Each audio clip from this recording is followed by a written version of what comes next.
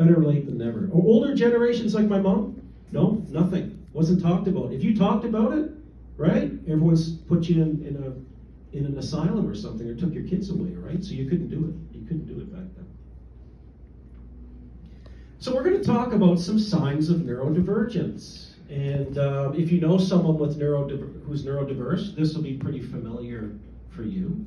And what I'll try to do is I'll add a little bit of my own personal life into this so you can understand sort of what it means from at least my perspective. So difficulty with social interactions. We're not good dealing with other people. We're not good socially, okay? Not all of us. Some of us are really good socially, but some of us really aren't. We have a hard time making friends and keeping friends. I do have a few friends. I've got a handful of friends I've known really since I was about 7, and we all hang out. But outside of that, I've kind of been part of that group that, you know, you make some new friends, it's going really good for a while, and then suddenly you wake up and they ghost you. I guess that's a new word, ghosting, used now. When I was young, it was just no one phoned you anymore, right? Or they didn't want to hang out with you, right? And that would be the story of my life. It'd be like a cycle. It'd be like very predictable. I knew it, okay, these guys think I'm cool, I'm hanging out with them. In about a month, they're gonna get rid of me, right? The other thing we're not super good at is relationships in terms of finding a significant other, okay? I almost didn't go to my prom, okay? Who went to their prom here? Probably most people, right? I almost didn't go to my prom. Let's go back to 1986. Was anyone alive in 1986?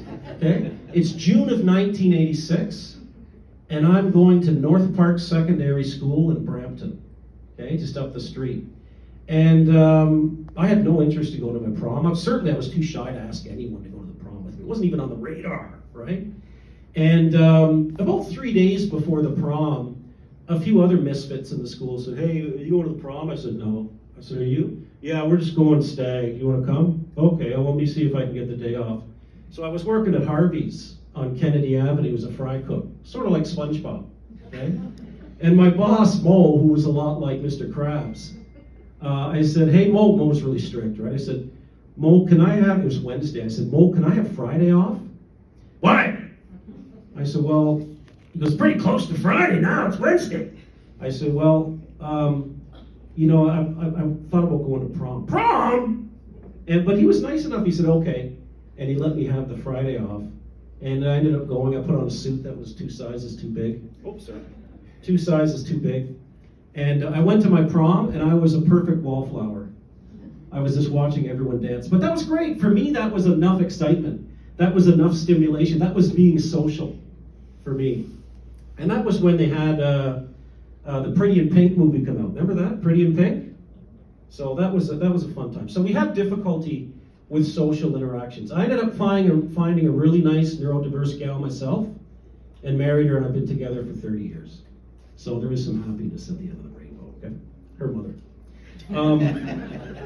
Clumsiness. Sometimes we're not great at coordination, okay? I always wonder why I wasn't great at sports. I joined the wrestling team in grade 10 at Morningstar Secondary, and I lost every match, except for one. I tied, okay? So sometimes we're not great at sports, or we can be a little clumsy.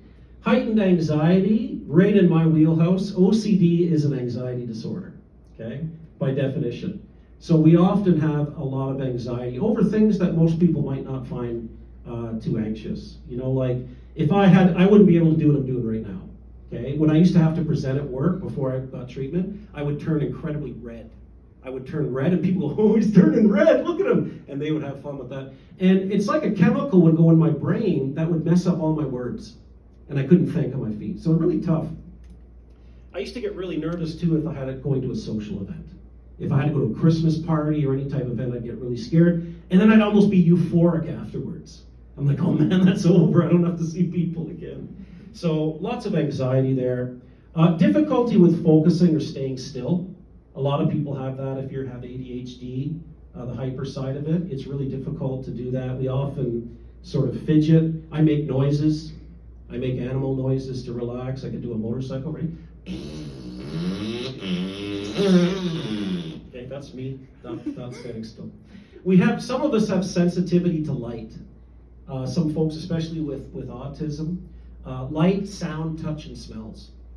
So I know I've had that where I've been in a large meeting. Sometimes I have a hard time going to the mall if it's really busy, like Costco or something like that, because there's just so many people and so much of that.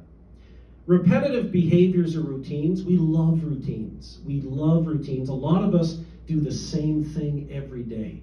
I eat the same breakfast, lunch, and dinner every day. Egg white omelet in the morning, stir fry for lunch, stir fry in the afternoon.